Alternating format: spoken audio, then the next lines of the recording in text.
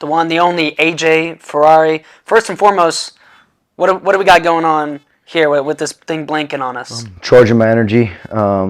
This basically is just input and output is basically like I'm connected to the earth, so it's pushing oxygen, photons, and then it's also pushing the 432 healing frequency of the earth through my system. So again, it's got the oxygen, it's got the photons, and the 432 healing frequency of the earth. You just hold in your hands and it gets your whole body. You do 20 minutes, your whole body's maxed out on oxygen. So yeah, I take into consideration my recovery, my health, wellness, all that stuff, you know.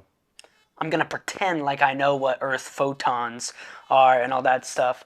You gave us a little tour of the house. You clearly, like you said, take your recovery and everything serious. So you're like, I do this, I do this. I only wear these sorts of brands. What are some of the things you do that you think nobody else is doing that make that 1% difference? I think, like I said, the organic cotton underwear, organic wool. Shout out to Riker, my sponsorship. They're the best in the world. So discount code Mr. Fast Twitch, and then just my diet, no artificial flavors, no artificial preservatives, no seed oils, just my lifestyle. I mean, even people think I'm obsessive, but like only the expensive eternal water with very, very minimal microplastics, very healthy, and then even glass bottle water is what I prefer. But it's just a lifestyle, everything to the radiation, to when you're going to bed, the water you use, everything, and it's just everything. All those little details matter. I feel like it helps, especially having a long career, being healthy now, man, I feel great. I feel young, going up to heavyweight. It's a lot of eating. As you guys saw, eating a lot of food, sweet potatoes, beets, salmon today, but normally eat a lot of steaks too sometimes. Just depends on the day. How many calories you putting in? I try to get 7,000 calories. Some days I'm busier than others, but I try to hit right about the 7,000 calorie mark. That is a lot. Yeah, it's hard to get in. You did an interview a while back. You said you were putting down double-digit steaks per day. Yeah. Was that an exaggeration, or are you actually putting down crazy steak numbers? No, that was not an exaggeration at all, actually. If anything, actually, like a couple weeks ago, I hit my record, which was 14 steaks in one day, 14 8-ounce steaks in one day. But I've kind of lowered that now. I don't do as much red meat. Probably only red meat, honestly, once a week. Right now, I'm doing more salmon, more eggs, about a dozen to 2 dozen eggs a day. And then carbohydrates is the key too. Carbs over protein. People think it's all about protein, but it's not. Carbs are number one. So rice, sweet potatoes, that type of stuff, Has that changed since you bulked up to heavyweight? It has. My carbohydrate protein ratio is like 40% carbs, 50% carbs, I'd say, and then only 20-30% protein, then 20% fat. Versus I used to be mostly like 60% protein, 70% protein, then 20% carbs, 30% carbs, and like 10% fat. Mm-hmm. I want to go back to the very beginning for you. Okay. Because, you've done a bunch of interviews, but me personally, you might have answered this before. Maybe I've never seen it, but like how you first got started in wrestling. When, why, and how? My dad originally put me in wrestling to be able to protect and provide for others, because my dad believes that as men, our job is to serve others and serve the community and protect and provide, and that's what true masculinity is, putting yourself in the lesser sense, being selfless, not selfish. So my dad wanted me to be able to protect my future family, and that's why I put in it, and I just fell in love with my brothers, and we grew up God family wrestling, so that's how we grew up, and we loved it, and like I said earlier, I think that my brother Angelo is just so tough because he got to wrestle my brother Anthony growing up and me, and we just beat him up, and it made him so tough. Now he's the one that's an animal. So yeah. Well, I mean, you're still an animal. Other brother's still an animal, but your brother is very good. How old were you guys when your dad got you involved in wrestling? I was like 3 or 4 when I started jiu-jitsu, and then 4 or 5 around there. I think I was 4 years old when I started wrestling. So yeah, Angelo was in it really young. So was Anthony. So but yeah, we just loved it. We fell in love with the process and the grind, and it's a fun sport, you get what you put into it. Did you naturally pick it up pretty easy? Were you good from the go? I'm trying to think. I was all right. I mean, I had my struggles here and there. I was like good at wrestling, but I wasn't like the best, I wasn't elite. I was like placing tough tournaments, and I enjoyed it, and honestly, if I had to say, I don't know, man. I have to ask my dad, to be honest, but I know my Angelo was really good for me, really young age. Angelo was really good. But I think it's just because he grew up with having his older brothers doing it, so he was already getting to learn the technique. Like, you have to take consideration, my family wasn't very knowledgeable. My dad wrestled a little bit, but not like to the crazy extensive, which now my dad's like one of the best technician coaches in the world just because of how much film he's watched. And like, my dad really focused on the details, and his mentality was like, we can learn the best technique in the world in your basement without any crazy coach, with just learning it ourselves and like dissecting it and perfecting the details. So it's just that's what separated my dad, AJ Ferrari Sr., from the other competition. Is like he was gonna have us outwork you in the conditioning, wrestling, and technique, but then he's gonna outwork you in like watching film and getting yourself better, improving. And he would also help our opponents, like even our opponents in town. A lot of parents like don't like helping other opponents. My dad would help our opponents because his mentality was, well, if we're beating them and you help them beat us, let's say they even beat us, right? It's gonna make us better.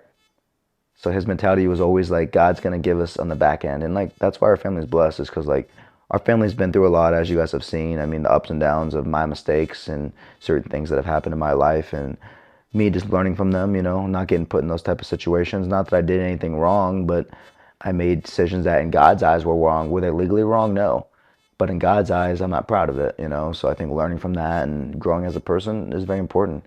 And that's what I have here at Nebraska. And now I really use my parents and my uncles as mentors instead of just relying on friends, right? I mean, a lot of people rely on friends to help mentor you, but it's like you got to have strong mentors in your life. But there's such a push to go to Oklahoma State from my head coach, from my hometown, from my parents, and like it was my decision at the end of the day. And I mean, it ended up being a good decision for my goals when it comes to wrestling goals, but it wasn't a good decision when it came to growing as a man. I was a 19-year-old virgin about to go to college, and you're around some people that are telling you maybe not the best things in your ear. You know what I mean? Like certain coaches, certain people were telling you, certain things that I feel like didn't help me grow as a person the way I needed to. Not in wrestling, regardless of wrestling. Outside of wrestling, I think that's important. Ultimately, I get to make the decision, but when you have mentors that you look up to that are telling you some of the wrong things, it can really impact you. And I think that's why I'm grateful to have my faith number one, and like really being around people that really have true faith, that really live it, not just proclaim it.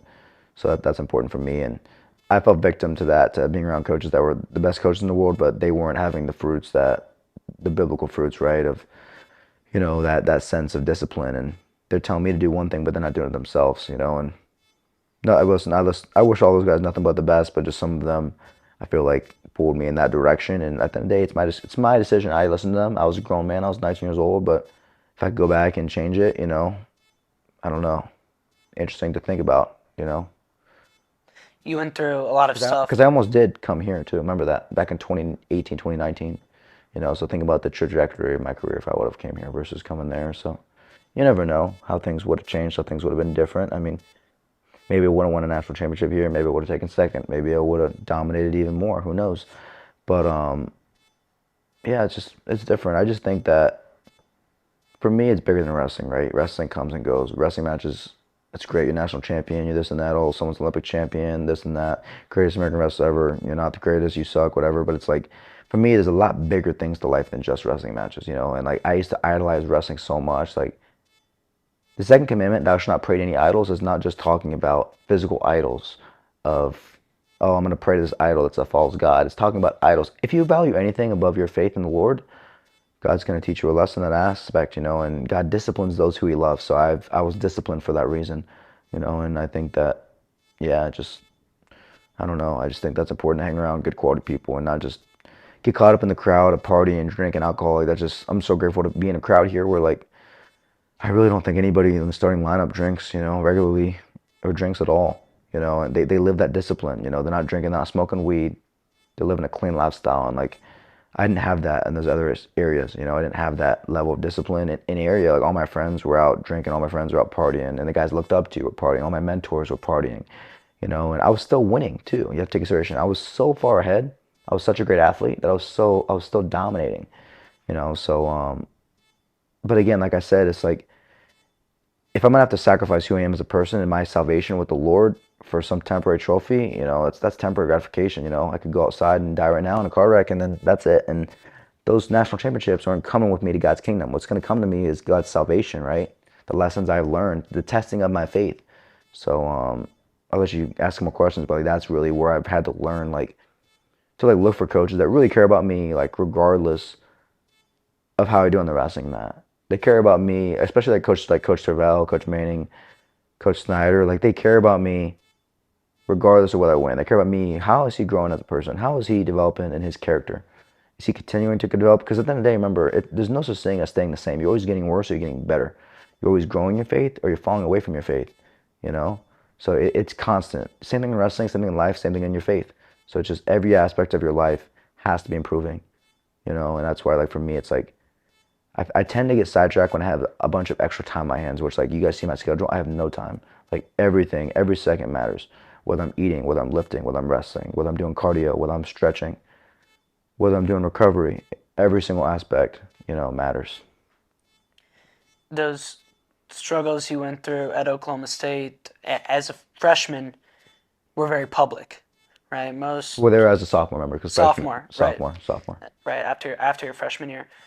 Most kids that age, if they get in trouble, if they have struggles, uh, nobody hears about it except their friends and family. Right. What was it like dealing with the public backlash of that? I think that for me, I mean, it didn't really impact me, if I'm honest with you, that much. I mean, the only thing that impacted me was like whenever I got to Iowa, obviously the soldier salute with the fans, just because they were talking crap about my family. Like, I don't really care if people talk crap about me. It doesn't really get to me. Whenever you talk about my family, that gets to me. But I've worked on containing myself and those type of things. But I mean, at the time, to be honest, I don't think it impacted me that bad. Like, I've always been one to like not really care what others think, because like ultimately, the only thing that matters is what like my dad thinks, because my dad is obviously my second God, right? A lot of people don't understand. Like the Bible says, fifth commandment, honor thy father and thy mother, and you have a long, prosperous life. So like my dad, honestly, in a way, is like a form of a God to me that like gives me discipline, that gives me advice, right? Um, and like obviously my faith, that's number one. Like ultimately, the only thing that matters is God the Father and Jesus Christ's opinion on me. Nothing else really matters. So I mean, obviously, I needed to change some things, need to work on some things, because like I said, I fell into fruition into that culture. It wasn't a good culture, and thankfully, I'm in a good culture now. And even if the culture wasn't good, I have the discipline to live a consistent lifestyle and to cut people out of my life. I'm not afraid to say no. I used to be such a good person where I was a good guy, right? I was a nice guy, as they would say. I was like letting too many people in my circle. Now it's like, no, you can't be in my circle, bro. Sorry, man. I wish you the best. I'll give you a little bit of advice, but you're at arm's length. I can't have you intermingling with me in any area, because there's types of risks, right? And like even if someone, you love me, you care about me, but you're doing drugs, drinking alcohol, man, I'll pray for you. I hope you grow, but like I can't be around that. It's just that's where I'm at in my life, and that's just like important. I think that's really important to value that, to value faith and discipline, and not just acting like it, talking about it. Because there's a lot of guys that talk about, oh, I got discipline. Oh man, I'm Mr. Discipline. I'm Mr. This and that, but like they actually don't live it. They don't have discipline and contain themselves in the way they speak. Like for me, that's important. In the ways I act, the way I speak, the way I respond. You know, just every aspect of your life. There's always going to be the testing of your faith, right? And that's for me what really took my salvation to the next level. Was like, it's crazy the journey I've been on, because I've been in so many different top programs. When we talk about wrestled Oklahoma State, won national championship there. Was supposed to go to Iowa. Was recruited to go to Penn State. Was supposed to sign with Penn State. Came to Nebraska. You know what I mean? Was supposed to go to Nebraska, maybe. All these different programs, like the premier top of the top programs. I've been all over. And like the biggest thing I've learned is like, I don't judge and decipher coaches. Like a lot of coaches say, "Oh, I love you, man. I love our wrestlers," right? Don't judge them based on what they say. Judge them based on their actions. And if you're looking at a program, don't ask Mr. AJ Ferrari for advice on how the program is. Ask the backup. If you come to our school at Nebraska, ask the guy that's third string, that barely is on the team. That's the 40th man on the roster. He'll say, "I love it here. It's the best place to be, because the head coach here cares about me just as much as he cares about AJ Ferrari." I mean, it's been a crazy road that's led you here, but you have to be grateful now that you feel like you're in a good spot. Right. I mean, like I said, I feel like I'd be good wherever I went, right? But it's more the relationships with like the coaches and relationships with like my parents in the situation. There's not a lot of negativity. Like as much as I would have loved to have been going to Iowa and being on that, there's a lot of jealousy. Like a lot of guys weren't happy I was doing well. I mean, if you look at the situation with Glazier and with those type of guys, and then the dude that Anthony got into it with, I forget what was the 49-pounder's name, Caleb Rachin, being a punk, saying on his interview, the Ferraris came here to take over. We said something different to say about that, and it was like, we just want to help the program out. We want to help them build the culture at Iowa, and obviously they didn't like that. So it's just different, and like here it's just great because there's so much support, and even the heavyweight, even Harley, the guy that like I'm wrestling every day, that we could be wrestling for a potential spot, right?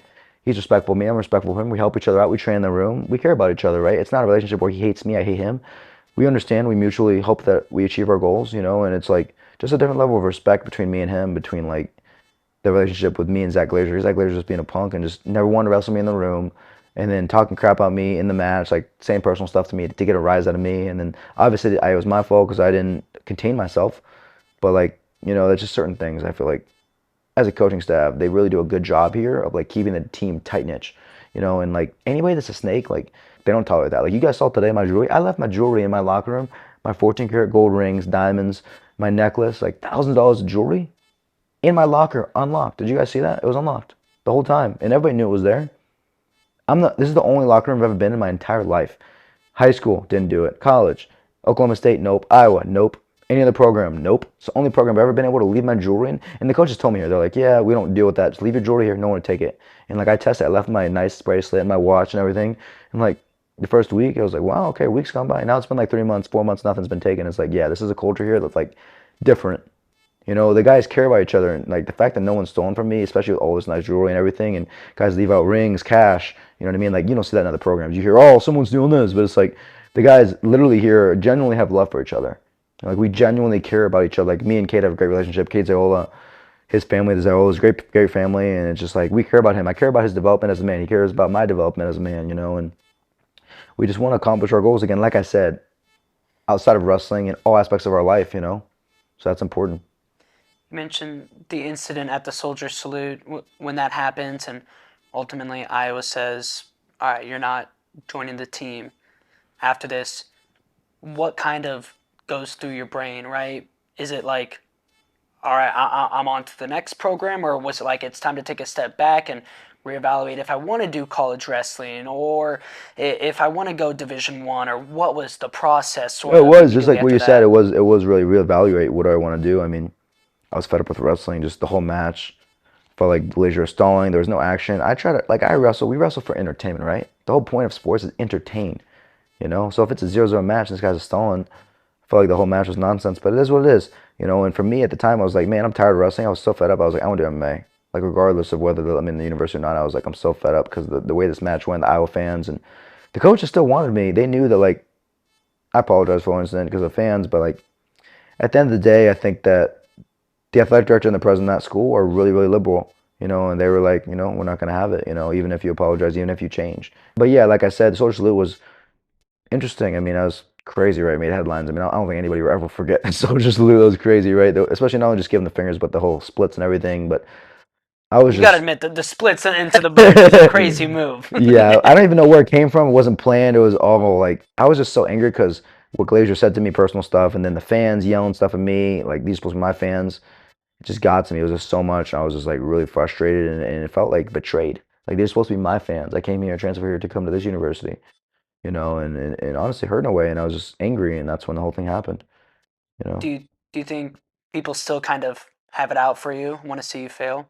Um, I think people have an out for me not because of that. I think people have an out for me because of my faith, because of my how vocal I am on social media. Like I'm very vocal on social media. That's like pro America, pro gun, conservative. Whenever you're like that, they're gonna come after you, dude. That's just how it is, you know. And just how I am. And like I said, like I don't like worship anyone. Like I got a picture of me and Trump up there. You know, I'm very pro God, and like I like some of the things that Trump's done. But like I don't put anybody above God. Like did I vote for him over someone else? Liberal, yes. But like it's not that I idolize him. You know what I mean? Do I agree with everything he does? No, I agree with most of it. But it's just like I feel like so many people like idolize. They put the whole ideology into one person. Like they're obsessed with politics, and it's just like for me, it's like I'm obsessed with my faith, right? And like living that lifestyle and like following what the Bible says. You know, and I think that at the end of the day, a lot of people just don't have morals anymore because they base their morals based on how you feel. Oh, you hurt my feelings, I hurt your feelings, based on facts, based on what the Bible says. You know, and that's just important for me and how I live my life and how I do things. You know. Hmm. After Iowa, you go to Cal State Bakersfield, and no disrespect to them, but they're not a power historical powerful program. You were by far the biggest recruit or person that had been in that lineup. What was it like taking that step to where, okay, I'm going to arguably the two most history rich programs in Oklahoma State and Iowa, to now I'm going to this? What did that do to you Eh, mentally? I think for me it was good.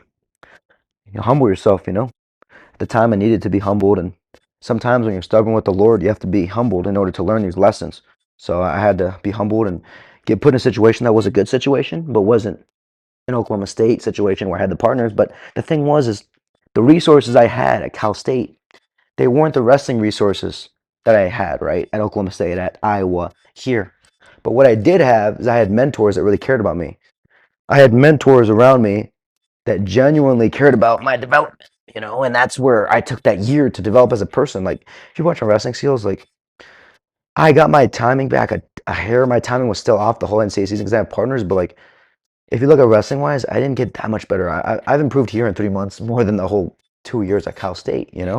That's just, oh, it's on my range there. That's the way that it was. I mean, just the level. But the thing was, like, I'm so grateful for even now my relationship with the coaches there, just Luke Smith and just all the people there. I'm just grateful for, Larry and just the mentors, just really good people that helped me grow. They needed that growth. They needed to embrace the discomfort of the time I was in, and I almost ran from it in a way doing MMA, and I was really doing good in MMA, but like I needed to really focus on, hey man, it's not about getting success in this life. It's about fulfilling the tests, passing the tests.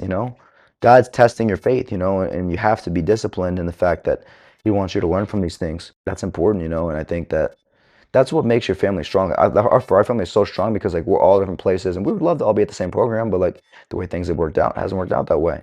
But it's like, man, it's like whenever you come together with that, and you like, it's kind of good to be separate too, because like you take each other, like you're like so grateful for each other. I'm grateful for my brother Anthony, his support. I'm grateful for my brother Angelo, his support.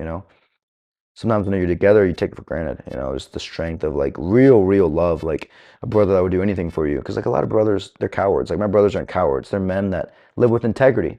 They do what's right even when people weren't watching. So I think that's important. And like I said, it's been a lot of ups and downs. But like my dad always tells me, like the biggest thing for me is like riding out those good times, riding them out, and then the bad times, they're not as bad as you think they are. You know. So that's really important for me to understand, and for a lot of people to understand, like kids, like you're cutting weight, you're less miserable. It's not as bad as you think it is. Oh, you win a national championship, you're Super 32 champ. That's not as good as you think it is. You know? Is it going to be weird competing against your brother this year, right? When Iowa and Nebraska duel, obviously you're not going to wrestle Right. your brother, but team versus team, right? You two are on separate teams now. Right. I mean, not really.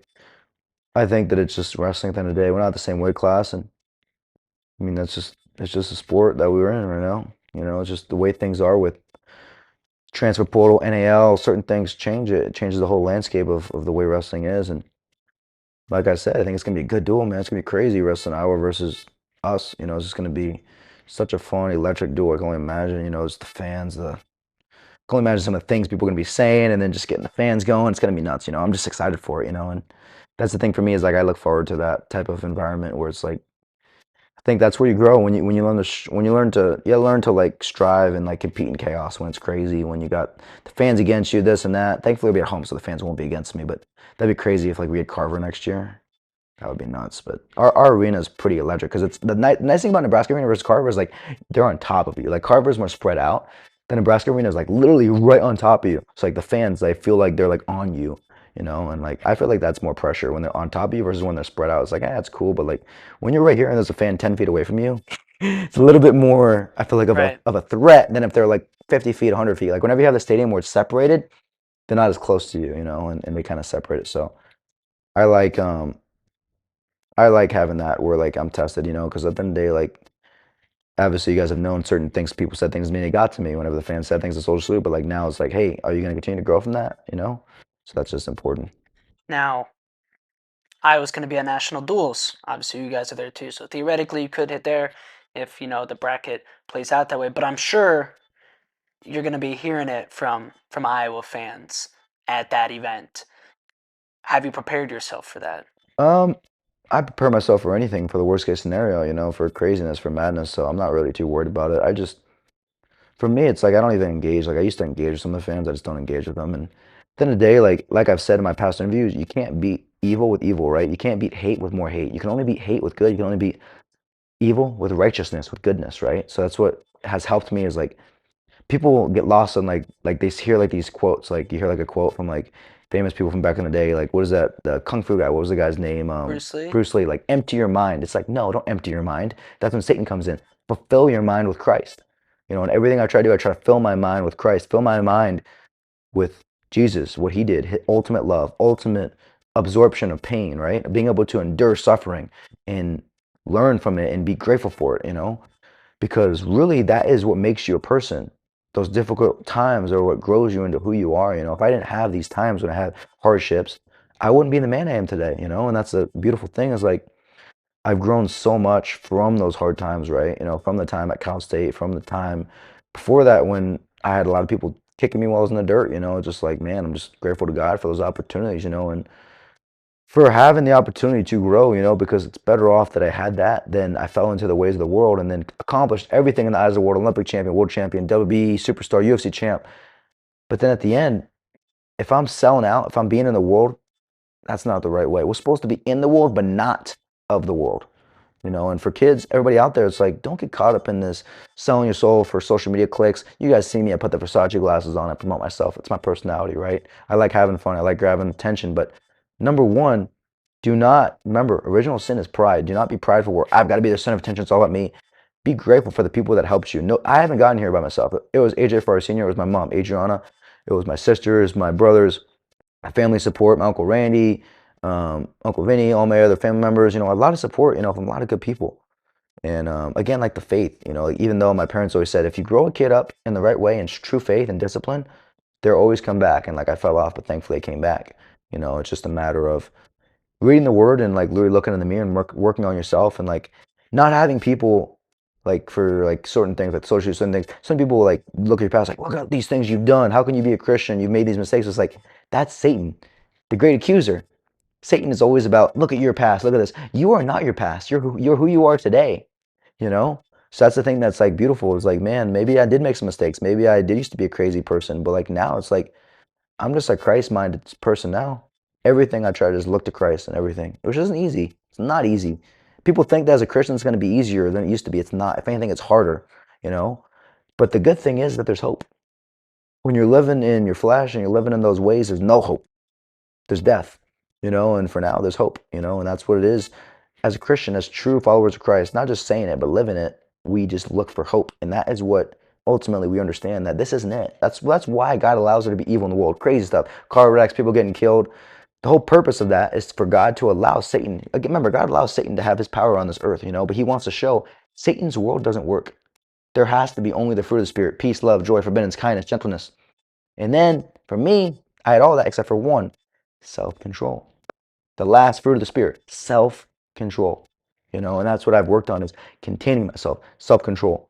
You know, and it's not just in wrestling, like it's bigger than that. You know, when I was living in my flesh, it was like someone cuts me off outside. Oh, I'm ready to fight.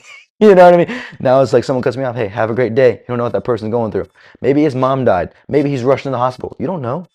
So it's like give people the benefit of the doubt instead of just thinking of the worst case scenario. You know, I try to do that. Do you feel like you have self control now? Oh, definitely. Oh, yeah. I don't feel like I know it, you know, and I've really tested it in every aspect of my life. Like even certain things happen. Like I just had a certain situation happen. I wrote a paper here at school about a certain topic. It was a liberal class, and I wrote a paper that the teacher didn't like, and the teacher gave it to me, and you know, I didn't get at her, I didn't come at her, I just absorbed it, listened, and you know, that's just it. You know, again, like I said, you can't go like this. There's no way to beat hate and evil with more evil. You have to do it with righteousness, with love. You know, and you got to pray for those people. The Bible says, "What? Pray for your enemies. Pray for those who persecute you." You know, and it's not easy to do. Again, it's not easy to do, but that is true faith. You know, it's not about putting on an act. Oh, Jesus, great. Oh, you can wear Jesus shirt. That's great. But it's like, man, like, are you really grateful for what Jesus did for you? Are you really grateful for you being made in God's image? You know, some people think it's going to be easy to get into God's kingdom. It's not. God gives his toughest test to his strongest warriors, you know, and to whom, listen, this is a good part thing too. To whom much is given, much is expected. God expects a lot more from me than it does from the pansy outside because God made me in his image. God made me very attractive. God made me gifts, right? He gave me parable of talents, lots of gifts.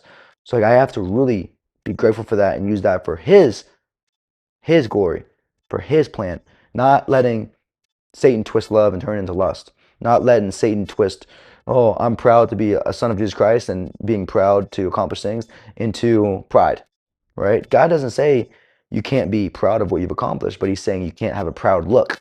You're not supposed to be, oh, look at me, I've done this all myself. No, it wasn't all me. Definitely not. You know, and in the sport of wrestling, I mean, you'll never find anyone that is the best of the best. Not just wrestling, but I mean, look at MJ, look at his dad. If you look at any sport, Tiger Woods, his dad, you have to have that role model, that support, you know. You have to have it. why did you come back to college wrestling when you had already won a national title, went through your trials and tribulations? Why not just go the MMA route or whatever you wanted to do next? Why'd you come back? Um, I wanted to end wrestling on my terms, right? I don't want people to think, oh, he got out of wrestling because he was forced out of wrestling, right? I wanted to end it on my terms, and for me, I think I needed to finish the journey in wrestling because, like, I feel like a lot of wrestlers look up to me, and like just leaving the sport would kind of be like, man, it wouldn't be right to them, the kids that look up to me. So I was like, I had to finish it out. And for me, like, give God the glory, right? I mean, I've wrestled so long, and it's like MMA is always going to be there, and MMA is a lot easier on the body. If I quit wrestling and try to come back, wrestling's so hard on the body compared to MMA. It's way, way, way, way harder on the body for wrestling because the constant pounding of the joints, So it's just, I wanted to finish out, and finish it out. We've done it for so long, and for me, also winning the Olympics, looking towards that 2028, and then probably fighting after that. I don't think I'll go past that just because unfortunately, it's my body, just the way my body's it's been beat up quite a bit. I mean, I could go through 2032, but I think I'd most likely do boxing, MMA, do one of those sports. I think that's funner for me and it's a little easier on the body. Is it harder on the brain? Yes, but I think I'm an athlete where I'm not going to take a whole lot of shots because I'm such a freak athlete. I think I'm going to be better at MMA than I am at wrestling just because of my hand-eye coordination, my foot-eye coordination, my flexibility, as you guys have seen, my mobility. So I think MMA shows a lot more athleticism than wrestling. Wrestling shows athleticism, obviously, but if you're like way, way, way more athletic than someone, MMA it really shows. If you're not in wrestling, I feel like you can look at Andrew Howe. Andrew Howe is one of the worst athletes of all time. Gave Jordan Burroughs some of his toughest matches. That dude couldn't hop on one foot, you know what I mean? But he was tough as nails, man. And I feel like he could maybe have had an MMA career, but I don't think he would have been near as good at MMA just because he's not the athlete. In MMA nowadays, you have to be athletic. Top guys are all athletic. You have to be decently athlete. When you look ahead to your freestyle career, what weight do you think you'll wrestle? Because 97 kilos, what's that, like 13. 213? You might be able to make that now. I think 197 is out of the question if you had to make that. But heavyweight 97, have you given any consideration to that? I don't think 197 would be out of the equation. I think it would be pretty easy to make 197. I You think think that, so? yeah, 100%. I'm like 245, but That's a big pull. I'd have to lose some muscle. I don't think I would have to, if I stopped lifting, remember, I'm lifting 3 hours, 3 or 4 times a week, man. If I stopped lifting, that muscle will go away. My body adapts. I have Hmm. genetics that are like insane genetics. In my genetics, I can get huge or I can get really tiny. If I stopped lifting for 2 years, I think I go 84 to be honest. If I never lifted again, I could be 84 pounder. I know I could. I would lose muscle. I'd be really skinny. Would I want to do it? No, because I don't like that look. I like being big. I like being strong. The real question is, am I going to be playing football next year or this year? Because the football coach wants me to play football too. So who knows? I mean, I like playing football. I run a 4.640, 36 inch vertical jump. I'm Are you just tossing 245 this pounds. out here, or are you being No, serious? I'm being serious. I'm not even joking. So I've considered it, but I mean, I told him they have to pay me a couple $1 million to make it worth it just because I enjoy wrestling and MMA the most. So I'm probably going to stick with wrestling, to be honest, and do MMA route. Who knows? Gabe will go to the UFC. Me and him meet 5 years from now in the UFC championship. Who knows? Something like that would be crazy. But for me, I feel like I got to finish out this wrestling journey, though. And I don't know, man. 97 kilos that'd be a big cut now. Even 213 would be a cut. And like I said, 97 would be a cut. Could I make those weights? I just have to stop lifting. But I enjoy lifting too much. And like lifting, a lot of people don't know how to lift properly, so they beat up their joints. Lifting for me strengthens my joints because I lift the proper way. I have good form, and I know how to ego lift and be healthy. I've never gotten hurt lifting my entire life. I've gotten hurt wrestling numerous times, dozens of times. I've torn things. I've gotten injured wrestling, not once in lifting.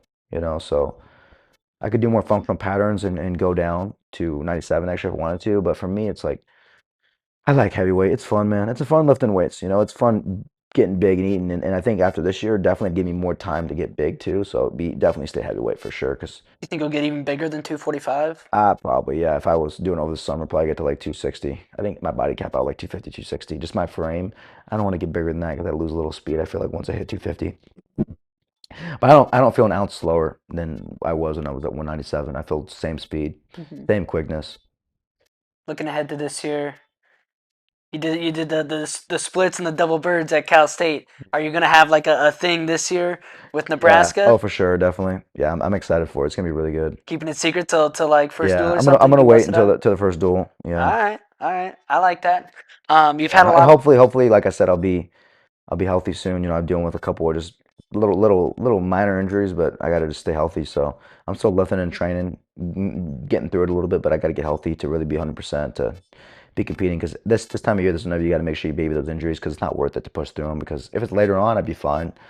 I mean, I feel like honestly, 2 3 weeks. If I wrestled and locked in for 2 3 weeks hard, I feel like I won a national championship right now. I feel like I'm at that level. Hmm. What did not winning that national title last year teach you? Um, it taught me humility. That's what the biggest thing it taught me. Like I said in my interview, pride comes before the fall, and how you look before destruction. Buchanan was the most humble guy, and God exalted him. The Bible says God exalts those who humbles themselves. Buchanan humbles himself. He's the most humble guy you ever meet, and God humbles those who exalt themselves. I was exalting myself. I was saying I was going to whoop them, and God humbled me. It's the first time my entire life I was rode. I'm talking about since I was a kid, like my entire career. Kid, wrestling Chris Perry, some of the best riders of all time. I don't think right now, if you had the best rider in the world of all time, anyone, Alex Derringer, I'm trying to think who's the best on top. I don't think anybody could ride me for more than 30 seconds a minute. I really don't think that. But the thing was, I proclaimed that, and it was prideful. It wasn't God gave me these gifts. It was I did this. I can do this. So it was a sense of pride, and God wanted to teach me a lesson, and I just happened to learn that lesson from the 5 million people. But I talked to my dad and my brothers and my family. I talked to a lot of people, and the good thing is that I got to learn that lesson by getting rode and getting beat in a wrestling match. So at least I didn't get to learn that lesson being unconscious in MMA, where I'm prideful, and God teaches me a lesson. Oh, let's say I fought Poatan. You guys know Poatan, the guy that UFC fighter, 205 champ, Okay. Chama, Oh yeah, the yeah, Brazilian. yeah. Hmm. I don't know if you know this, but he uses black magic for his fights. Like he openly admits it, and like he waves like a wall around. It's very like demonic. Like if I was prideful for a fight against him, who knows? God could say, I'm not going to protect you. I'm not going to give you the Holy Spirit to not allow it to happen. And even Yuri and these dudes, look in their interviews, they say they feel it. That stuff is real. Black magic is real. But like, I trusted the Holy Spirit, and again, it's important for us to understand that the Holy Spirit's not going to be with you and protect you if you're not living in His Word, in His Spirit, right? Not just saying it, but living it in actions. You've had quite a few looks over the years. Yeah. I like the one we've settled on now with the mullet and Right. the goatee. What was the inspiration behind this look? I don't know. I liked it. I just like business in the front, party in the back. I just like having a party in the back. That's it. And it's just I feel like it shows like an Italian side, but also shows that I'm an American. So it's like a little mix, Italian American. AJ, man, we've been going a while. I know you got class here coming up. Before I let you get out of here, is there anything else you want to, add, thanks, shout out, whatever, talk about? Yeah, not really much. I just like I said, I'm just looking forward to this season. I'm really really excited to have a great season. I mean, my sponsors, Ambrosia Supplements, Best Supplements, code Mr. Fast Twitch, protein, amino acids, and they have the mixture with electrolytes, all that stuff, and then Riker organic cotton, organic wool underwear, and then I got my Bamboo toilet paper brand about to launch in my own toilet paper brand. It's gonna be You're gonna awesome. launch your own toilet paper My brand. own toilet paper. It's gonna be called Listen, Mr. Fast Twitch Bamboo. Mr. Fast, apparently got to get some of that. I Yeah, didn't you need know. to. You need to I've been get using some. regular It's TP gonna my it's entire gonna be it's life. gonna be awesome, Mr. Fast Twitch toilet paper. So but yeah, I'm excited for my brothers to watch them both compete, man. Like Anthony and Angelo, I'm so excited to compete and watch them compete as well. It's gonna be a good year, man, and all glory to God. And I'm excited for Nebraska gang as well. Our team has a really really dangerous lineup this year. We really have a chance of taking out Penn State. It's gonna be a good team race this year between Oklahoma State, Penn State, Iowa, and obviously us. I think that we have a slight edge right now, but our guys are locked in. I just don't know if the other teams are locked in like us. Like none of our guys party, none of our guys drink alcohol, none of our guys smoke. It's like I just feel like the other teams may have a little more talent. I don't feel like they're living that life. Quite a few wrestlers, they quit wrestling and then they go from being some of the best shredded athletes to blown up. Hmm. So I don't know. I just feel like personally, I don't know. I like lifting and being in shape. Like I don't know how people do that. Let their bodies go like that. Like I let it go a little bit sometimes. Like in the summer, I'll eat more. I still eat healthy, but I'll eat like much higher amounts. Like for 197, I'd be like 225. Now I'm the opposite. Now I'm eating as much as I can, as much as Hmm. I can absorb constantly. So it's just a constant eating battle every couple hours. So because my metabolism is insanely fast. But like I said, I cut off less steak. I'm doing more of the dozens of eggs. And but yeah, to wrap it up, I mean, it was a great interview, and I'm just looking forward to this year, man. I think a lot of people are looking forward to watching me wrestle. New weight class, new competition, new challenges. It's gonna be fun. It's gonna be really, really fun, and I just look forward to it. I feel like not a lot of guys, I feel like, appreciate the challenges. Like, thank God for those hardships and those hard matches. And like, I feel like heavyweight's like a fun weight too. That's like, it's gonna be interesting. just having me compete against guys that are just I've never competed against any of these dudes in my entire life. Like when I 7, I've been beating those dudes for years. Now it's a whole new roster of guys. So it's just fun. Honestly, I just wish I would have had a chance to go against Gable. It would have been cool if I would have been big enough last year, but yeah, it would have been fun, man. Going against guys like Gable, Wyatt, those type of guys. I'm sure eventually I'll probably get them in a super match with one of these RFA. Who knows? After I win this national championship this year, I'm sure they'll probably put me in one of those. It'd be cool to have a match against Gable or against Wyatt Hendrickson, something like that. I think that'd be insane to see a match like that because I think that I've got the speed and the flexibility and the mat awareness. The big thing is like mat awareness. Like I play chess, these dudes play checkers. I think I got the mat awareness to beat those dudes. And another thing too is my weight. My weight's at a good spot, being 240, 245 right now. I'm trying to get to 250, like I've said. Um, it's at a good enough spot where I think I'm not giving up too much weight to those dudes. And honestly, they just have a lot more. Like Gable's just a lot chubbier than me, a lot more fat. I don't think he has any more muscle. If he does, it's only a small amount. And pound for pound, those dudes definitely aren't stronger than me. I mean, you guys saw the numbers I'm putting in the weight room right now. I was just at train table with the football players, and they were like, "Dude, the numbers you're putting in the weight room are insane." Like they're saying like it's nuts. Like pound for pound, you're the strongest dude in school, not even close. Just because of how strong I am. And I dedicate myself not just to the weight room, but also like kids, anybody watching this, I dedicate myself to get into bed, man. You're not gonna recover, you're not gonna grow if you don't sleep. Like, dude, I slept like today I was up early for you guys 6 a.m., but like sometimes I'll go to bed at 6, 7, 8 p.m. right after training table. We have dinner from 5 to 7 p.m., right? I'll be the first person there, last one there, still eating, just getting huge, right? As soon as I get out of there, boom, I come home, go straight to bed. I got to get to sleep. Sleep's important. Hmm. You mentioned, this year heavyweight completely new roster. It's not completely new. You We're and not completely new. Younger. I beat Younger Prestige. You talking about? Yep, yep. You beat him in Ames. That rivalry is going to kind of be resumed because he's up at heavyweight now. What do you see from that matchup now at heavyweight versus 197? Um, Yeah, I don't know. I haven't wrestled him. I don't know. To be honest, I don't know. But the biggest thing for me is like I'm not just saying this, but like I just feel like a lot of the heavyweights, like biggest thing for me that I like to see is like I feel like those dudes are good wrestlers, but I feel like they're not mentally tough. I feel like they're not that mentally tough. I feel like those guys will break. That's just my personal opinion. Like I said, I'm not saying that in a prideful way or anything, but I just feel like you give those guys enough pressure, man, enough of a push. I feel like my conditioning is going to come into a factor with these dudes. I feel like these dudes are not going to be able to keep up with my pace. Like that's what I'm trying to get back to the coaches. That's why I'm not like 250, 260. I could have just been eating fast food this whole time. How many times have I told you guys I eat fast food? Not a single time. I haven't had fast food in 6 months. I could be eating whatever I want right now. Look at Tay. Tay from heavyweight. That dude looks like Pudge Pudge.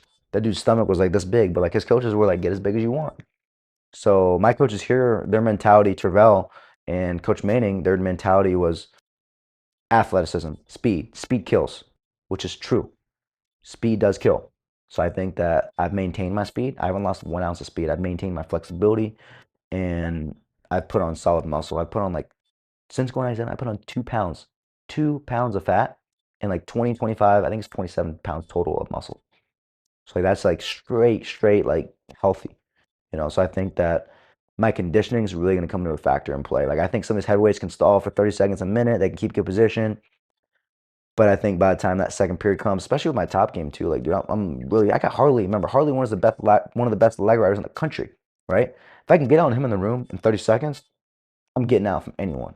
Hmm. So I just feel like I believe in not just the thing is I don't believe in myself. I believe in my coaching staff. The coaching staff here is second. Look at Snyder, one of the greatest wrestlers of all time. Look at how dominant he's been. Who was the guy that developed his skills?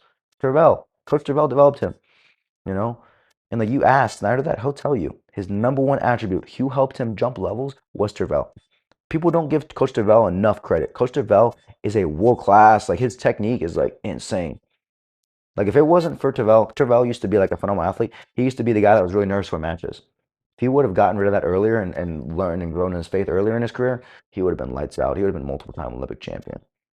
Hmm. Like whenever I wrestle him, it feels like I'm literally wrestling Superman. Like how strong he is. It's actually insane. Like his hips, his strength, his power. It's nuts. That's why I call him the bear. It's like really wrestling a bear. Yeah. It's crazy. Last one for you. What's the deadlift up to now? About 700 plus. But again, like I said, I don't usually go that heavy. But I am gonna try here in a couple weeks to a month. I would like to hit 700 plus. 750 would be nice. 750. Would be nice. 750 conventional deadlift. But I just don't know. So the risk reward. My coaches are like, don't risk it, man. It's not worth it. Just put it on a t-shirt. It'd be cool to put on a t-shirt. 750 pound deadlift, go from 665 to 750. But But yeah, I think that training smarter, not harder. Doing a lot like you saw today. We did some heavy sets at the beginning, but then it was volume. The rest, you don't need to ego lift. You got to train smart. Well, AJ, thank you for the time. This has been great, man. Let's get out of here. Let's do it.